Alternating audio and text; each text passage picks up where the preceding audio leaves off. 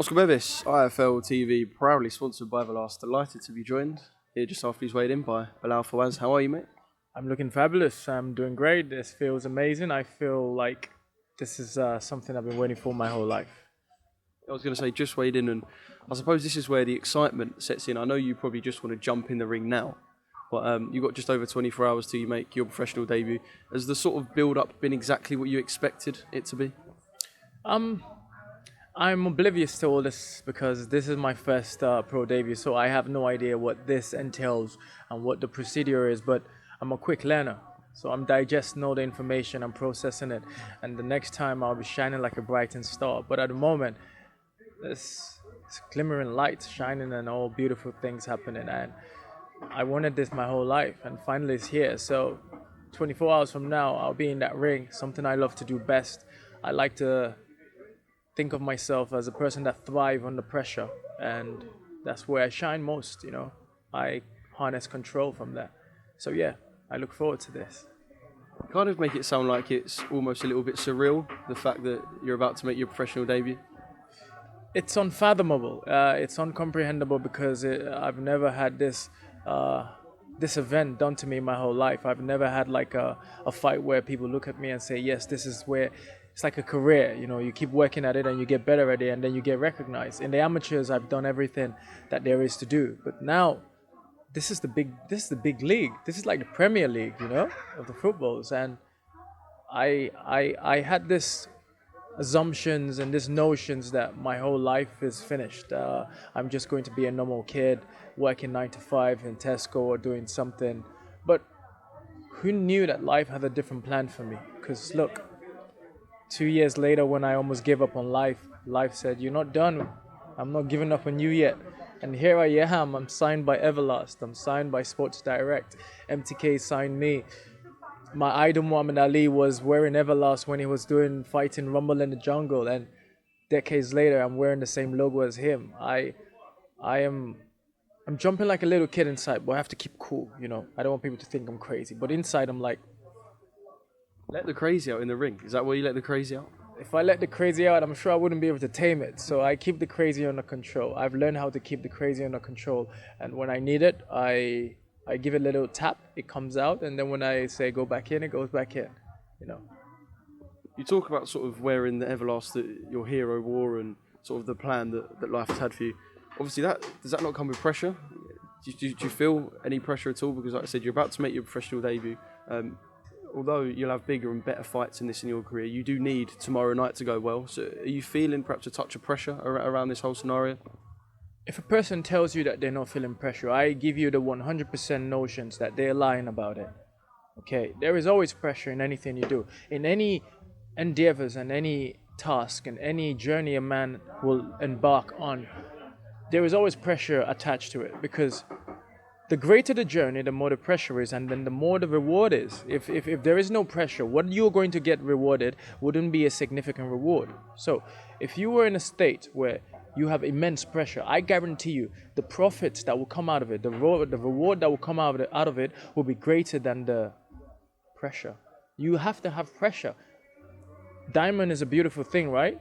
But it's carved under pressure. It's made under pressure. To build a company, you have to take risk. Risk is associated with pressure. So nothing good comes without fighting for it. And fighting for it that means pressure. So yeah, I have a bit of pressure. But the moment I step in that ring, it all vanishes.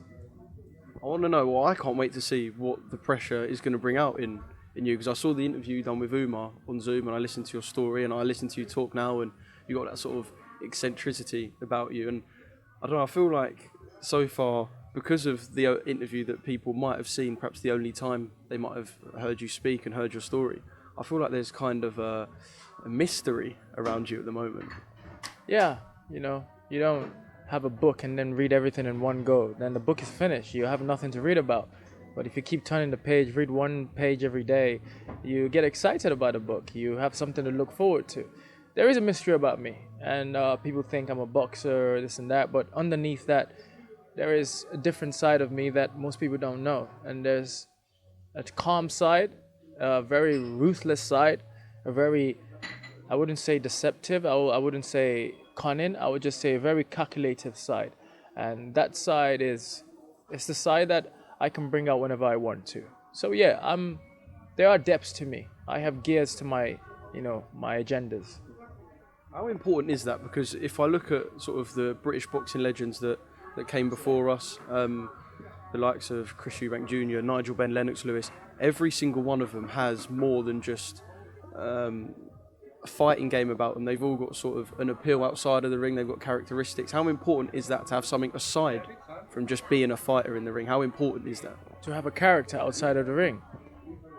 Whoever only just associate themselves with just the person or boxer, it shows that they have a limited perception of themselves. You have to have a different character outside of the ring. You can't carry the same persona as you have inside the ring outside. You will be a crazy person, you know? It's like you walking on the streets after fighting, still in that fighting mode. You have to have a bit of intuition, a bit of a calmness, a bit of a, whether it's somebody that's jokey or whether it's somebody that's very reserved or whether it's somebody that's very, very flamboyant. You have to have someone different from the person you are in a ring, because you can't be the same person. Like, for instance, I can't behave the way I behave with you as I will behave with Tom. I can't behave the same way I'll behave with Tom as I will behave with Derry Matthews, my coach. You have to understand the emotions that is required in a certain environment. And if people don't understand that, it means that they haven't grown maturely mentally. The moment you understand what emotions is needed, is required for a certain environment or for a certain situation you're in, that distinguishes you from the majority. And I promise you, all the huge hedge funds and all the rich and top 1% people in the world, they understand that. It's called understanding people. You understand how to control people. Why do you think the majority works for a company? Because the company knows how to control people. They know what they want. So if you have that intuition and you have the capacity to behave accordingly based on the situation, then you'll be a great person. You will have a good heart. You'll be genuine. You will identify who has false pretense, and you will identify who needs to be talked to in a very calmer state, and you will identify who needs to be talked to from a distance, because some people you don't want to let them get close. Well said. I feel like I've learned a lot. Bilal.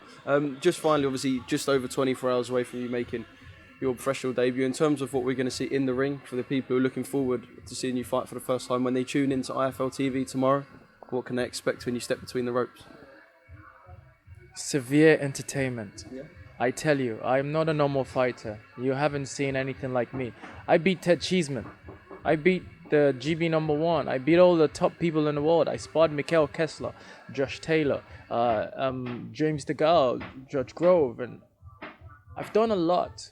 It's just I haven't been able to be recognized for it. And I've been given the chance by MTK Global. MTK are like my mommy and father right now. They're like my mother and father because they're the one that look after me. Without them, where would I be? Who would I be talking to? Where would I be? So MTK, thank you. Everlast Sport Direct, thank you. Allison and Simon, thank you. They're my sponsors. And the Hawks Hotel, thank you for giving us the Hawks Hotel, thank you, because they're giving us a platform. They're giving us a ride to the venue. And what I expect people to be expecting from my fight tomorrow is entertainment. I wouldn't try to show off and knock him out early, but they will get their money's worth. Can't wait. Bilal, thank you very much. Pleasure. I will see you tomorrow. Hope everything goes well between now and then. And see you tomorrow. Good luck. Thank you very much. God bless.